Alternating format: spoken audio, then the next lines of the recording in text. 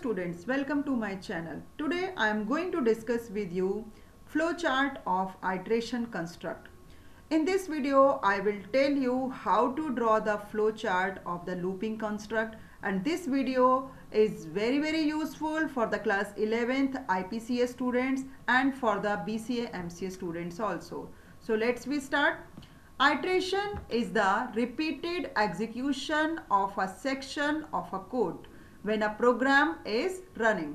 There are two types of iteration. First is the count controlled and second is the condition controlled.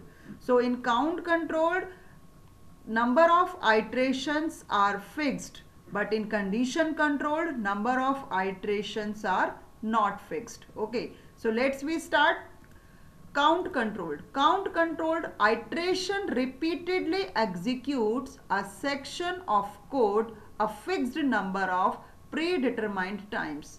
But in condition controlled, iteration repeatedly executes a section of code until a condition is met or no longer met. We can say, for example, in count controlled, if you want to repeat any statement 5 times, so number of iteration are fixed कि आपको 5 बार ये statement print करानी है. But in condition controlled आप कहते हैं कि user जब तक 0 नहीं एंटर करे तब तक क्या करे, वो नंबर एंटर कराता जाए. तो in this you never know कि कितनी बार यूजर उसको चलाएगा. आपको नहीं पता कि यूजर कब 0 एंटर करेगा. हो सकता है यूजर फर्स्ट टाइम में ही 0 एंटर कर दे, या यूजर 50 नंबर डालने के बाद भी 0 एंटर ना करे. सो इन कंडीशन कंट्रोल्ड आपको नहीं पता होता कि लूप कितनी बार चलेगा. But in count controlled number of iterations are fixed, और in beforehand you know कि आपका जो लूप है वो इतनी बार चलेगा. In both the type of the controlled, you have to remember these 4 things.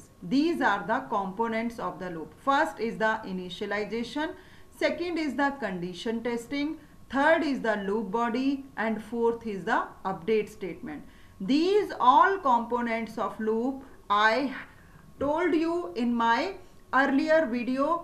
If you didn't see, I will give you the link in the description box, or I am giving you the link in the description box. You can see from there. Okay, so let's start the example of count controlled condition. So first I will take the example of count controlled condition. इसमें suppose I have to draw the flow chart in which I want to display hello world message 10 times. Okay, so first I will tell you कि if we will not use the loop, then how will you draw the flow chart? So you can see in this diagram, first you will start, then you have to write the hello world statement 10 times. मैंने ये dash dash से बता दिया है. It means कि आपको ये hello world कितनी बार लिखना पड़ेगा, 10 times लिखना पड़ेगा. But this is not a feature of a good programming कि आपको एक ही चीज बार बार करनी है. ये तो अभी आपको 10 times करना है. For example, if you have to write this statement 100 times, so what will you do? कि आप इसको 100 times लिखेंगे? No, this is not a good practice. So what will you do? You have to take the help of the loop. So loop की help से आप देखो कैसे लिखोगे इसको. विदाउट लूप तो ये आपने देख लिया कि कैसे लिखा गया है कोड. तो with the help of loop what will you do? First you will take one variable. तो आपने एक वेरिएबल ले लिया और उस वेरिएबल का नाम क्या रखा? Count. Count is equals to 0. You can take any name of the variable. Okay, अब आपने क्या करा? Print hello world. तो आपने अभी फर्स्ट टाइम प्रिंट किया, देन आपने काउंट को अपडेट कर दिया. अपडेट करने के बाद काउंट की वैल्यू क्या हो गई? 1 हो गई. नाउ यू चेक कि क्या काउंट जो है वो लेस देन है 10 से, 1 लेस देन है 10 से. यस है. तो ये वापिस कहाँ गया? ये वापिस ऊपर गया. Then print hello world and again it will update it. तो तब तक ये अपडेट करेगा और चेक करता जाएगा जब तक कि इसको कंडीशन ट्रू मिलती रहेगी. यानी कि इसने क्या करा? 9 तक यही सेम प्रोसेस रिपीट करा. तो 0 से शुरू हुआ था और 9 तक रिपीट हुआ. इट मीन्स इसने 10 टाइम्स ये मैसेज प्रिंट कर दिया. ओके, और आपने क्या कर दिया? इसको स्टॉप कर दिया. यही same program if you want to display your hello world message 10 times, 100 times, so what will you do? You will simply start with 0 और एंड कहां पर करना है? कंडीशन टेस्टिंग आप कहां तक कर देंगे? 100 कर देंगे और यही सेम कहानी होगी। लेकिन अगर इसी चीज को हम क्या करेंगे, विदाउट लूप करेंगे, तो विदाउट लूप तो वो मैसेज 100 टाइम्स लिखते लिखते हमारा क्या होगा, पूरा टाइम ही खत्म हो जाएगा। So with a help of loop you can save your time and you can efficiently do your work. Okay, so this is the example of count controlled condition. Okay, so now I will tell you some more examples of count controlled condition. Now the next example is if you want to print your name 5 times. So in this example, first I will take the variable count is equals to 1. Then I have checked, मैंने क्या check किया कि क्या count less than equal to 5 है, हाँ है, yes, then print your name. And after that उसमें क्या करा, एक का इंक्रीमेंट कर दिया। इंक्रीमेंट कराने के बाद वापस वो ऊपर गया। अगर कंडीशन अगेन ट्रू है देन ये प्रोसेस अगेन रिपीट होगा। And if the condition becomes false then it will exit from the loop. Okay, so this flow chart is display your name 5 times. Now the next example of count controlled iteration, for example if you want to display the series -4 to 0. So in this example you know the starting value is -4 and ending value is 0. तो condition तो कहाँ तक चलेगी, 0 तक चलेगी। और start कहाँ से हुआ, -4। और अपडेट स्टेटमेंट आपकी क्या हुई इसमें कि आपने इसमें +1 करते जाना है। तो आप कैसे लिखेंगे, लेट्स वी स्टार्ट। कि आपने यहाँ पर पहले इनिशियल वैल्यू ले ली, एक वेरिएबल आपने ले लिया जे की स्टार्टिंग वैल्यू क्या रख दी, -4। नाउ यू चेक कि क्या जो जे है वो लेस देन इक्वल टू 0 है। अगर जे लेस देन इक्वल टू 0 है देन आप क्या करो, आप उसको प्रिंट करा दो और प्रिंट कराने के बाद फिर उसकी वैल्यू अपडेट करो। अपडेट हुई तो देन अगेन वो चेक होगा। अगर कंडीशन फॉल्स होगी then only it will exit from the loop, otherwise it will repeat the statements, right. So in these all programs you know कि आपका जो number of iteration है वो fixed है। Now one more example I will show you. In this example I want to find the sum of series और वो series का जो सम है वो 1 से 100 तक है। सो आपकी सीरीज, आपको 1 से 100 तक सीरीज बनानी तो आती है। अब आपको इसमें एक काम और क्या करना है, आपको इसमें सम फाइंड करना है। तो आपने पहले एक वेरिएबल n ले लिया 1 और एक और वेरिएबल सम लिया, सम को इनिशियलाइज करा दिया 0 से। Okay, now you have to write the statement sum is equals to sum plus n because you have to use the resultant also. तो रिजल्टेंट यानी कि क्या हुआ कि पहले आपका 0 था तो 0 + 1 1 हुआ। अब 1 में 2 ऐड होना चाहिए ना, तो 1 + 2 देन वैल्यू क्या हो जाएगी, 3 हो जाएगी। फिर 3 + 2 क्या हो जाएगा, 5 हो जाएगा। फिर 5 + 3 8 हो जाएगा। 8 + 4 आपका 12 हो जाएगा। तो इस तरह से आपको प्रीवियस वाला रिजल्ट भी यूज करना है। तो आपने यहाँ पर क्या लिखा, sum is equals to sum plus n। Update statement लिख दी, कंडीशन टेस्टिंग हो गई। तो ये चीज तब तक रिपीट होती जाएगी जब तक कंडीशन ट्रू है, और जैसे ही कंडीशन फॉल्स होगी तो जो सम की लास्ट वैल्यू होगी वो आपकी डिस्प्ले हो जाएगी, राइट। तो ये हमारा था कि आपने क्या करा, इसमें डिस्प्ले करा sum of series from 1 to 100।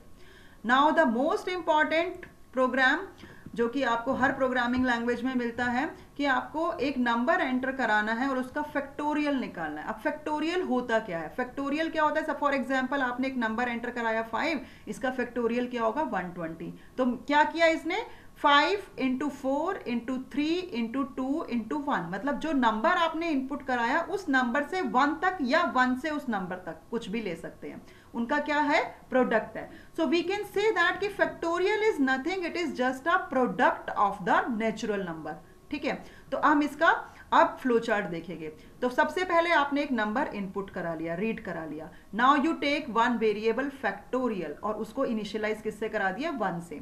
तो आप इनिशियलाइजेशन इससे एरो ऑपरेटर यहां पर इसलिए यूज किया हुआ है, either you can use arrow और you can use equal to in the flow chart. Okay, so what will you do, you will check क्या नंबर ग्रेटर है 1 से। अगर नंबर ग्रेटर है 1 से तो आपको क्या करना है, देन आप क्या करोगे, उस फैक्टोरियल को उस नंबर से मल्टीप्लाई करा दिया। जैसे हमने प्रीवियस एग्जांपल में देखा था कि sum is equals to sum plus n करा था, तो यहां पर भी हम वही काम कर रहे हैं, बट यहां पर हमें प्रोडक्ट करना है, यहां पर हमें सम नहीं करना है। और रिमेंबर वन थिंग कि यहां पर आप क्या करेंगे, आप यहाँ पर जो वेरिएबल है, जैसे वहाँ पर हमने सम को 0 से इनिशियलाइज कराया था, यहाँ पर हम फैक्टोरियल को किससे इनिशियलाइज कराएंगे, 1 से इनिशियलाइज कराएंगे, because we are doing the product. So you can take variable factorial और factorial is equals to factorial multiply number. Okay.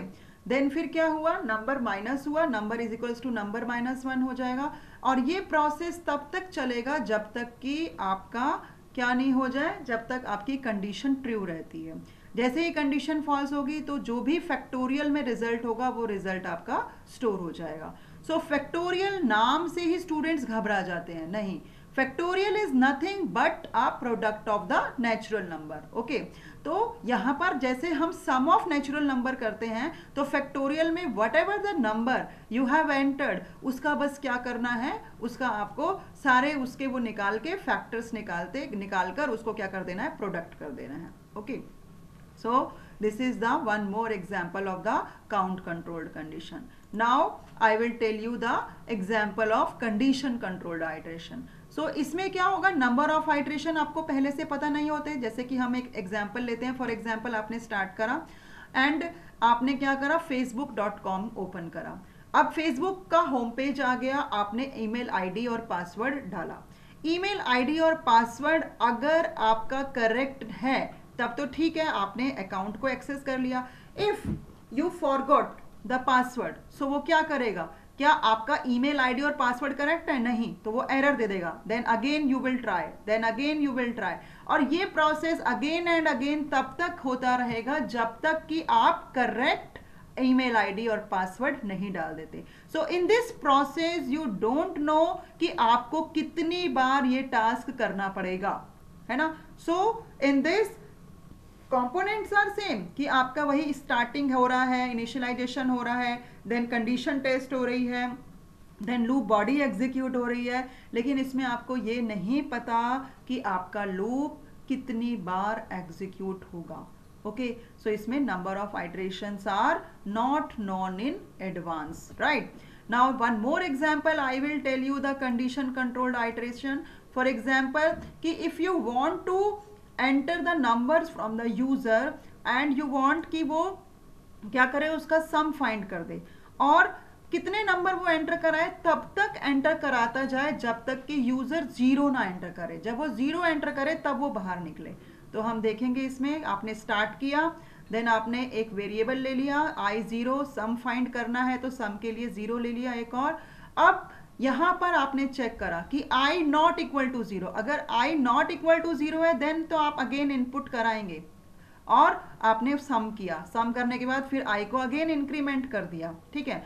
लेकिन अगर i 0 मिला तो ये क्या करेगा, ये सीधा ही बाहर निकल जाएगा, एंड हो गया, ठीक है. लेकिन जब तक आपका i क्या नहीं होगा, i आपका 0 नहीं आएगा तब तक ये प्रोसेस चलता जाएगा, ठीक है.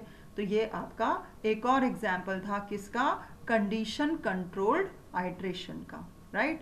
तो आई होप कि आपको ये सारे कॉन्सेप्ट बहुत अच्छे से समझ में आ गए होंगे. अगर कोई डाउट, कोई कंफ्यूजन कुछ भी है तो बताइएगा. मेरी वीडियो को लाइक करिए सब. Thank you very much.